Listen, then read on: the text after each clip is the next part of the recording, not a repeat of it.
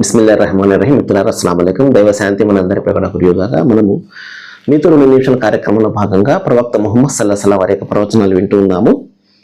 ఈ రోజున 674వ ప్రవచనాన్ని విందాము. బుఖారీ మరియు ముస్లింల గ్రంథకర్త రియాజుస్ సాలిహీన్ హదీసు కిరణాలు. మళ్ళా పాలనాధికారానికి సంబంధించి, రాజకీయానికి సంబంధించి, రాజకీయ పదవులకు సంబంధించి, ప్రభుత్వ అధికారానికి సంబంధించి ప్రవక్త వారి ఒక హెచ్చరిక ఏంటంటే, మీరు ఎన్నటికీ ఏ పదవిని కూడా కోరుకోకండి. మీరు కోరుకోకుండానే మీకు లభిస్తే ఆ బాధ్యత నిర్వహణలో దైవ సహాయం మీకు అందుతుంది.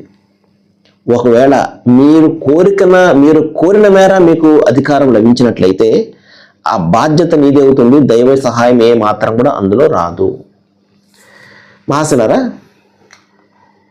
ఇది నేటి రాజకీయ వ్యవస్థకు గొడ్డలు పెట్టు లాంటిది. ఇక్కడ అందరూ కూడా నేను కావాలి అదే కదండి.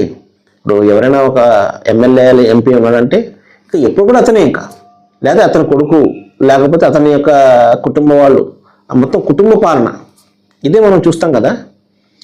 అతను ఉంటాడు 20 ఏళ్ళు 30 ఏళ్ళు అతనే ఉంటాడు, సిట్టింగ్ ఎమ్మెల్యే, సిట్టింగ్ ఎంపీలు. ఆ తర్వాత అతని కుమారుడు, ఇంకొకడు. కోరుకోకుండానే ఉంటారా ఇటువంటి వ్యక్తులు? ఎందుకంటే ఇది ఎలాంటిదంటే చాలా భయంకరమైనటువంటి వ్యసనం లాంటిది ఇది. ఇంకొక ప్రవచనం ప్రవక్త ముహమ్మద్ సల్లల్లాహు అలైహి వసల్లం వారు చెప్పారు, మీరు దీనికి అలవాటు పడ్డారంటే దీనికి అప్పగించబడతారు మీరు. ఇంకా లేకపోతే మీకు ఏదోలా ఉంటుందన్నమాట, పవర్ లేకపోతే.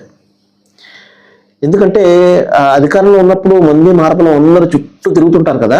ఒక్కసారిగా అది కోరుకున్నప్పుడు వీళ్ళందరూ వెళ్ళిపోతారు, ఎవరు పట్టించుకోరు. ఆ సమయంలో ఉంటుంది అతనికి నిజమైనటువంటి బాధ అన్నమాట. అందుకనే ఎల్లప్పుడూ కూడా అధికారం నాకు ఉండాలి అని చెప్పేసి కోరుకుంటూ ఉంటాడు.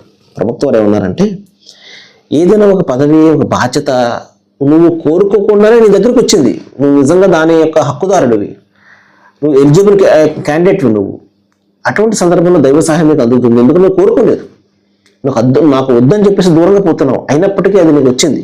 ఏదో విధంగా దైవ యొక్క సహాయం మీకు అందుతుంది. బాధ్యత నిర్వహణలో చక్కగా దాన్ని నిర్వర్తించడంలో దైవ సహాయం అందుతుంది. నాకు అది కావాలి అనుకున్నప్పుడు దైవం అదే ఇస్తాడు. ఏదైతే కోరుకున్నావో అదే ఇస్తాడు.